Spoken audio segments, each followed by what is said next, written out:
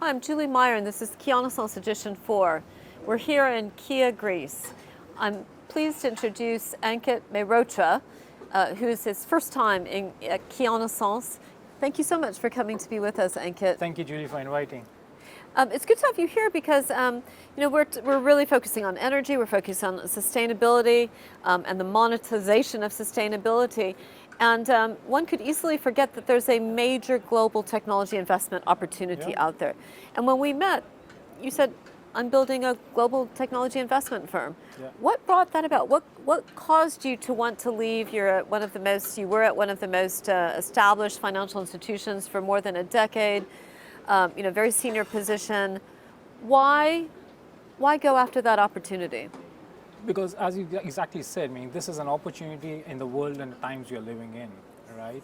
Now, look at the world from a different angle, the kind of things that are happening globally, be it geopolitically, be it internal conflicts, be it the US debt.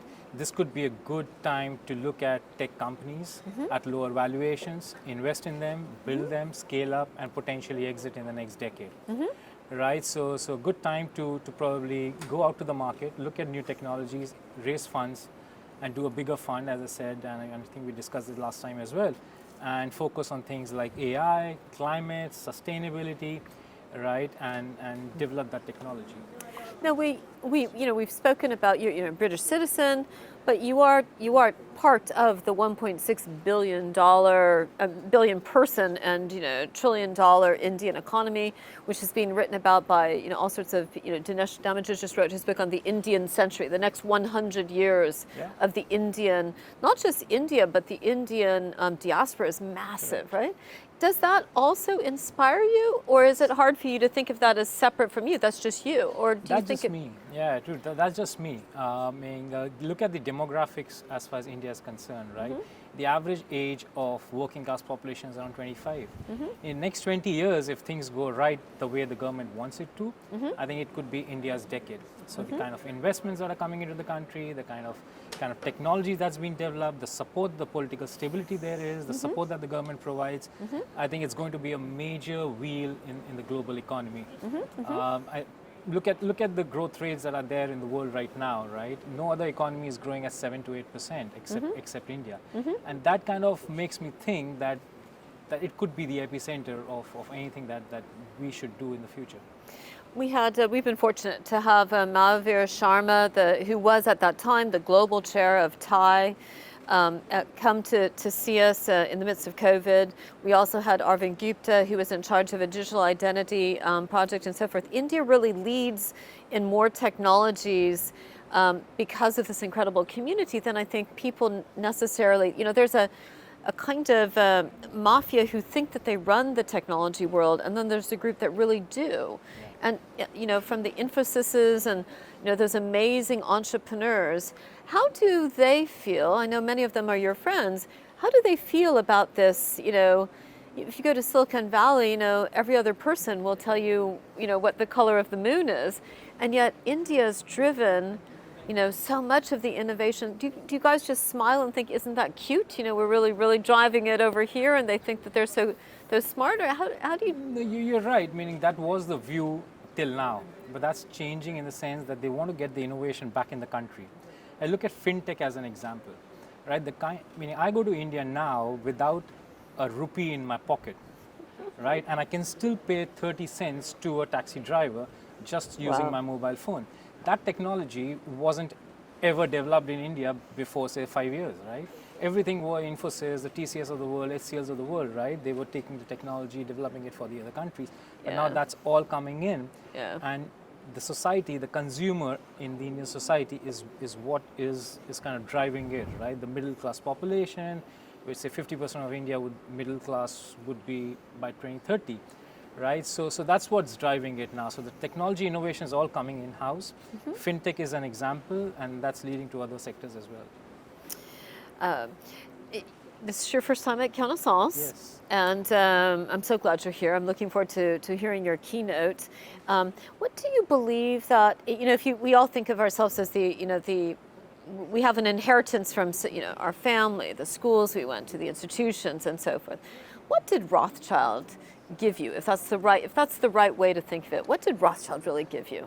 It gave me the free mindset, the entrepreneurial mindset, so to say, to go out and do stuff that you think is the best to do.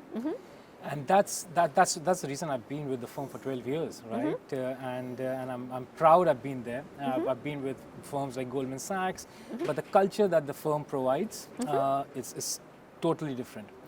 I mean, you could walk into an MD's cabin, you could walk into a partner's cabin, discuss your problems, right?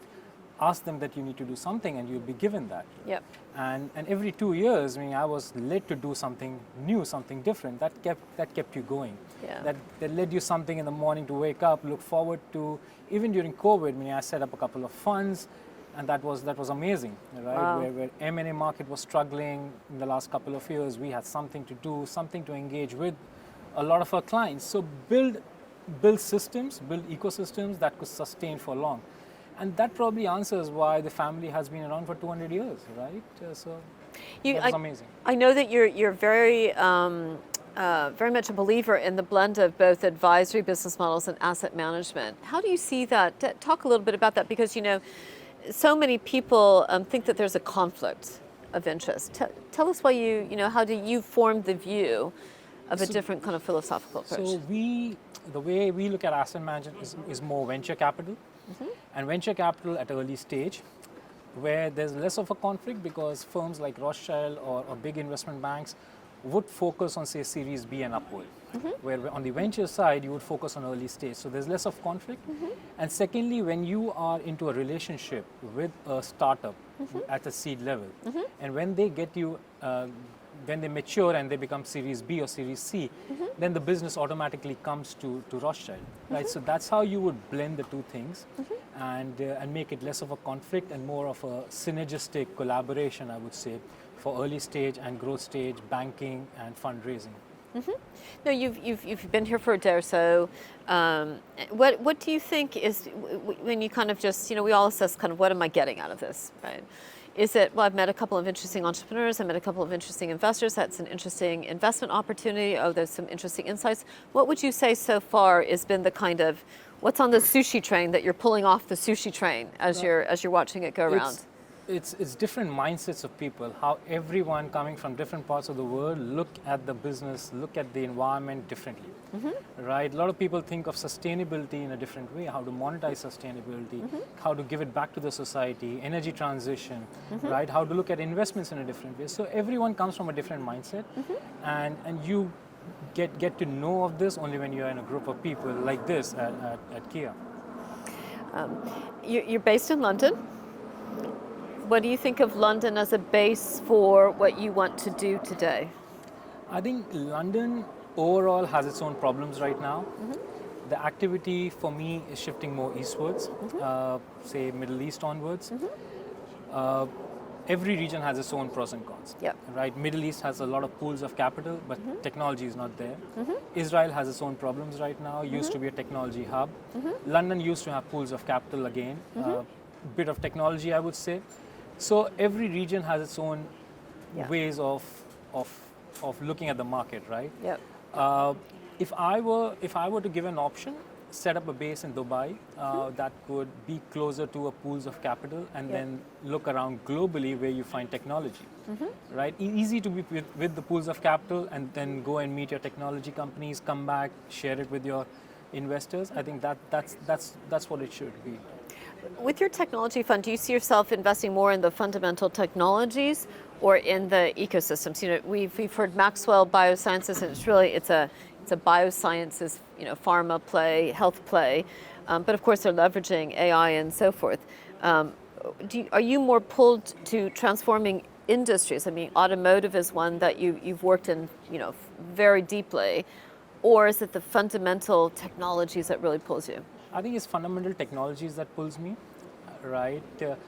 I don't want to be, meaning it's again, given the way the markets are at the moment, looking at the industries and transforming industries is a bit challenging. Yeah. You focus on different technologies. If you're lucky, you find an Amazon of the world, right? Like if you're like you did in 1990s. But look at different companies, different technologies, which form a part of wider sectors, and then try and work with them, transform them over a period of time.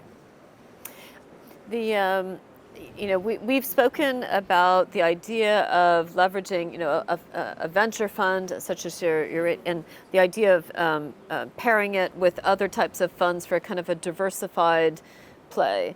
And I think I think it's fair to say it's intrigued you a bit. Yes. How, is that because, you spent some of your life as a banker and so you can see that platform approach? Is that just because you've set up funds so you know how much there is to do? What was it about that diversified alternatives platform that kind of said, well, hang on, that might make sense here? Yeah, so it's scalability. Yeah, right? yeah. The scalability of the platform where you start as something small and have the capability to make it big.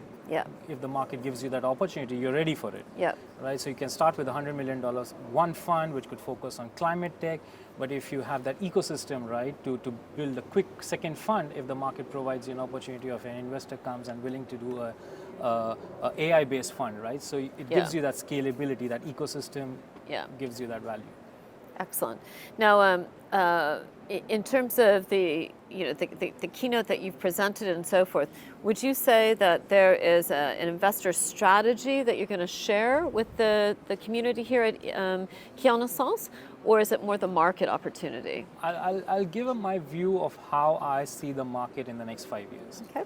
But there are a lot of different things happening in the world, right from global debt being so high, interest rates being high, in their internal conflicts, countries are going to elections, left is becoming more left, right is becoming more right, geopolitical, China, US, Iran, Israel, Russia, Ukraine, so the world's in a different place right now. So I want to bring a perspective where people look at the world and their business in a way that they can make their business resilient to any changes that may happen in the next 5 years. So there's one way to see that everything is hunky-dory. I'll do what I think my business is worth, but then think of it from a global perspective. Let's say the interest rates don't come down this year, which I think is a big reason of a lot of things that are happening right now. So is your business ready to accept that change? Right? And I'll bring out a perspective and let business reflect on it and take what they can. Perfect, perfect. Well, I'm looking forward to hearing the keynote, and thank you very much for coming. Thank you. We're going to share that keynote with the Keanaissance community. Ankit Mehrotra will be speaking at Keanaissance Edition 4 on the stage. Will be sharing his keynote and his insights as the founder of a new global technology investment fund, having recently left Mehrotra. Thank you so much. Thank you so much, Julie. Thank you for tuning in. We'll be with you again soon. Thank you. Thank you. Thank you so much.